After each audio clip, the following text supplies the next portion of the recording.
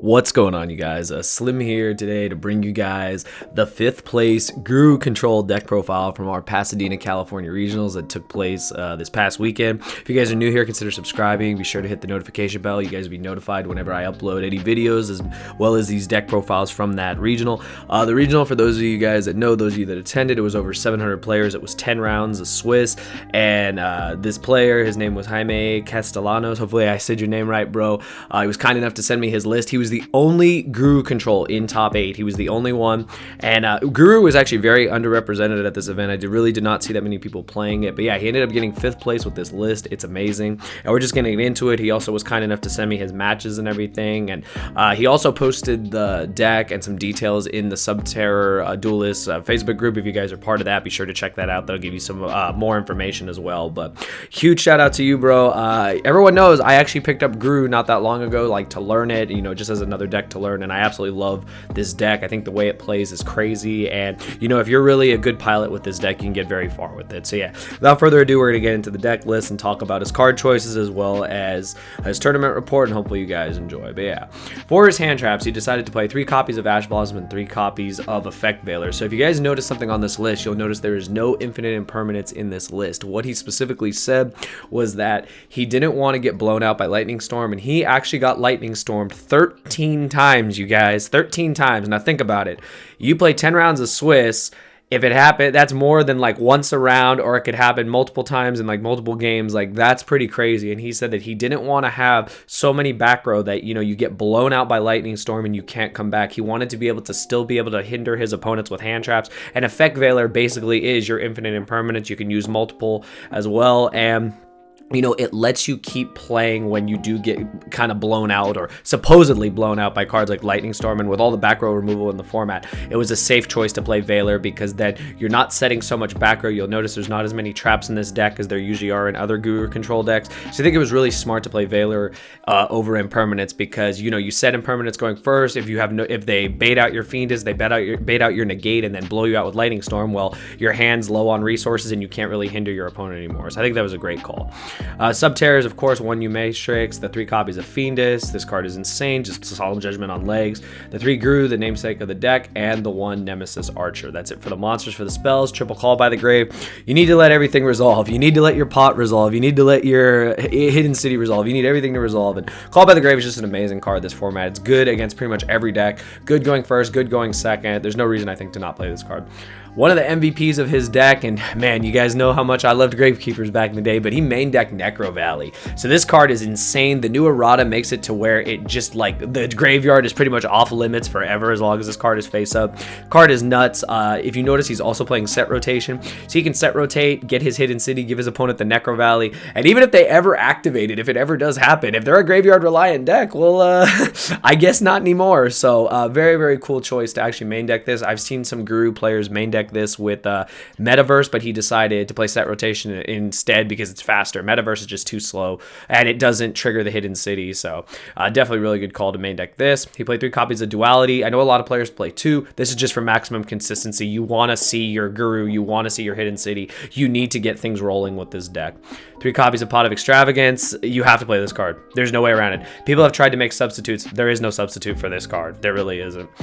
Then the copy of 1 set rotation and the 1 terraforming to give you extra copies of the Hidden City. Also pretty nifty to give them Valley, because for some reason, if, like, you know, if they ever clear the city or ever activate the Necro Valley, well, you know, can't really do anything with it, especially if your deck relies on the graveyard, and so many decks do. So yeah, I think that was awesome to play set rotation. Terraforming is the other copy, and of course, best card in the deck, the Hidden City, just gets everything rolling. To the traps, he's got 2 copies of Crackdown, 3 full copies of Solemn Judgment. I feel that this is correct. You really need to have Solemn Judgment this format. Lightning Storm really is everywhere, especially here in California. I can tell you right now, these players come to play. There's no nonsense. A lot of them have this card. A lot of them have access to, you know, a lot of the expensive and really scary meta cards this format. And, you know, Fiendus is good, but you know, you can only use one Fiendus, and you want to have Fiendus and Judgment in case your opponent has double Lightning Storm or Lightning Storm evenly. Like, that happens a lot, so you need to have triple Judgment. It's just probably one of the best traps in the game and in this deck. 2 copies of Strike, card is still insane. Also going second, can break a board. The 2 copies of Final Battle. I know there's a huge debate. There's always been a debate in the Subterror Facebook page about is it two battles, is it 3 battles? And you know, I myself thought it was 3 battles. I get told otherwise, and vice versa. It's up to player preference, I think. You open Final Battle without Guru and it kind of sucks. You have no engine going.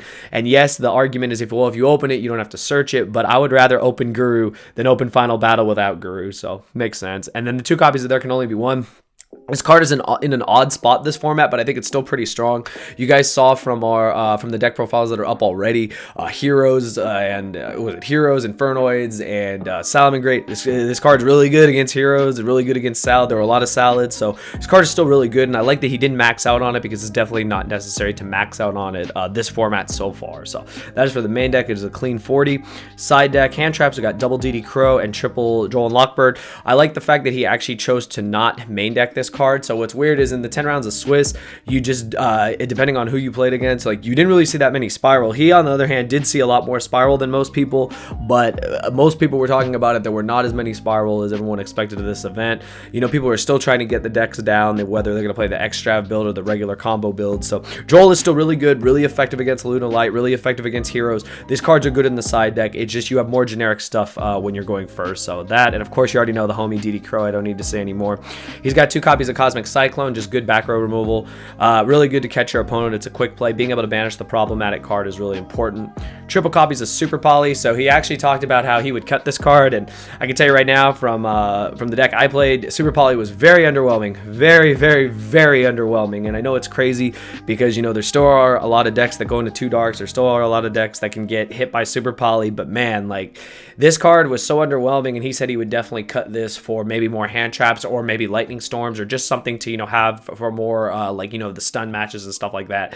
While this card can break boards, a lot of times, like, it's just not enough, and that's the thing that kind of sucks is you'll play against decks where this card just won't do anything, where this card is just not, you know, fantastic. You lose a resource out of your hand, so there are other options. That's what he mentioned in the Subterra group, so be interesting to see what he decides to change this with, but those were some of the options he talked about. And then he played 2 copies of Evenly. I'm assuming maybe he'd play a 3rd over one of the copies of Super Poly. Yeah, this card is a necessary evil this format. Every deck should have this somewhere, either in your main or your side. Like, you need to play this card this format. It just blows out Spiral, it blows out boards, it baits out negates. There's no reason to not play this card. And the triple copies of Heavy Storm Duster. This card's great in the mirror, it's great in any of the stun matchups. Just really good, just, you know, just being able to pop cards. So really, really solid. And then to his extra deck, a lot of Super Poly targets because, of course, it's a Super Poly deck because of the side deck, and Guru does not care about its extra deck. I think there's like 1 card, maybe 2 cards you might make, but other than that, you really don't make anything. But you got 2 copies of Mud Dragon of the Swamp. Mud Dragon of the Swamp, it can hit decks like the Mirror Match. It can if they summon a Guru and like a Fiendus or a Guru and a Nemesis Archer. You can actually Super Poly them away. You can do this against Spiral, taking the I'm trying to think. You take the double Helix and you take the I think it's the Trigate. I don't remember, but yeah, there's things you can do with this. So you have that option. You got the Predaplant, the Dragostapelia. This still comes up if it comes up against Pendulum. It could come up against any kind of deck that plays Fusion Monsters and Dark Monsters. Plus, if you do make a Starving Venom, you can Super Poly yourself. It does come up. You've got Triff. We just call it Triff because this name is really hard to pronounce. But yeah, 3 darks, wipe the board. It's insane. Also can negate a monster from the extra deck. That's crazy. 2 copies of Violet Chimera, that's for Salamangreat. 3 copies of Starving Venom, it's the most generic one. Most decks that, you know, if people are playing Orcus or playing Heroes, they're going to go into Dark, so Starving Venom does the trick. You got the 2 copies, this is the one, the Earth Charmer, the new Earth Charmer. This card's really cool. How often it'll come up is hard to say, but being able to make it is pretty nice, so might as well have it in there. You got the 1 copy of Barricade Board Blocker. If it does come up, it can protect your Hidden City, get it back as well. And then just the 3 Nightmares, the Cerebus, the Phoenix, and the Unicorn. So that was it for the main side and extra. Last but not least, I'm just going to go over his his round. So round 1, he played against Spiral. He 2-0'd it. Round 2, he played against Spiral. He 2-0'd it.